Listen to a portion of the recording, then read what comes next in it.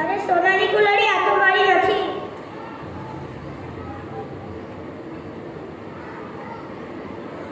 ચાંદીની કુલડી આ પણ મારી નથી. મને તો મારી લોખંડની જ કુલડી જોઈએ.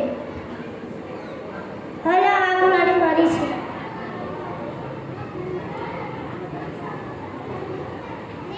આ પણ તારી જ છે.